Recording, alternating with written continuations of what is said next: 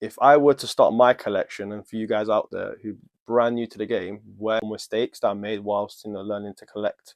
So number one, please do not buy any hype ones. So if someone's glazed it, they've overhyped it, it is the next best thing on the market, don't necessarily buy it. Just because it's overhyped, everyone is talking about it, it is the next best thing. I'll give you a great example. Altaire's dupe, which is Liquid Brune, that is one of the first dupes, believe it or not, I ever bought in my life. And I bought it because of hype earlier this year. Now, I've been collecting for many, many years, but not as serious as I am right now, proper into it. And I think the mistake you're making is because you're buying it first out of ego, and you're buying it out of hype, and you're being one of the sheep, with all due respect. You're just following the flock. Don't do it. Buy it because you genuinely love the fragrance, you love the scent profile, the DNA of it, you've done your research. I think that's another important thing. This is a project, as far as I'm concerned. It's a work in progress. It's never finished your collection in my eyes, Even if you have 10, that's fine, but you'll always be looking out for more. That's just the reality of the fragrance world. Don't buy based on other people's opinions. Just because someone says it doesn't smell good on you doesn't mean you can't pull it off. You've got to buy what you want, because end of the day it's your money, right? And on top of that, you've got to make sure that you consider this as an investment. Some of the majority of my perfumes are investments, but at the same time they're part of my collection because they have a place for a reason, and I bought them because I love them. A good example of this is tobacco honey. Right now, it's not for everyone, it's not everyone's kind of scent, but I love a photorealistic honey, so that's why I loved it and I bought it. That's the reality of it. And I say number four, I think one of the biggest mistakes is don't assume that just because the niche is being overhyped on the internet, you have to buy a niche. I think the best collections I've seen personally, and in my own experience, necessarily the best, like the most expensive, they have a variety. And I think that's very important. You want to have a bit of variety, but at the same time, having said that, simultaneously, you've got to buy within your means. If you know you can't afford the fragrance, and just say, I don't know, for example, how much Outlands? It's like £300-400.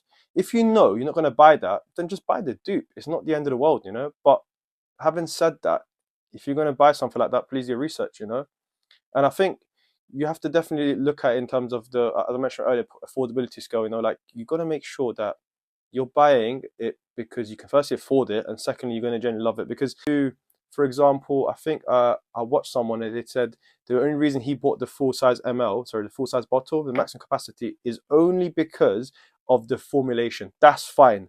If you don't know about that, what that means is he's referring to the instance where the current formulation of that fragrance is the love, the DNA and the scent profile he fell in love with in that particular year.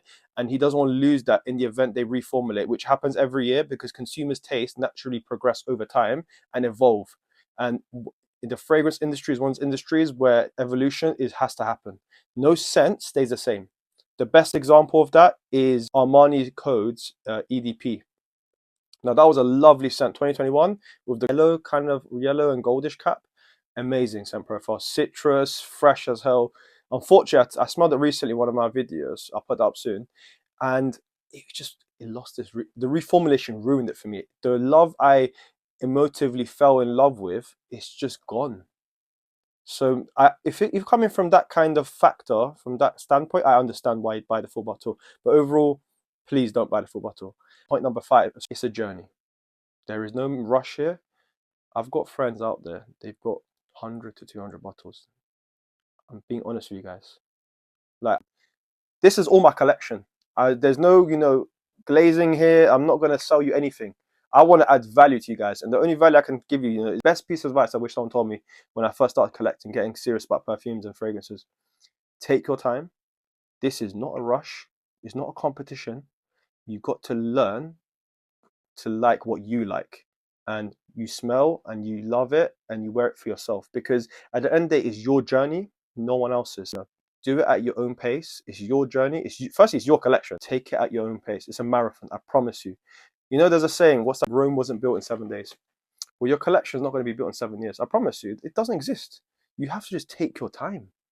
If you say to me right now, my collection's finished, I'm laughing at you, because how it doesn't exist. The collection never ends. I know someone on Instagram, they've got 800 bottles. 800 bottles. That's mad. Like, what are you doing with 800? Is it a wedding? It's too much. It's not even jealousy here. I'm just making a point. You got to take it at your own pace. You know, there's always going to be new perfumes coming out year in, year out. Don't buy into that. You know, you've got to learn to love what you love. If someone else has got a lovely scent and, you know, it's amazing, doesn't mean I'm going to buy it, because it might not even mix with my skin chemistry, you know? So those are, you know, all my pointers. I hope that's been, you know, educational for you guys, you know, so you can learn the next time you're out there on your fragrance journey.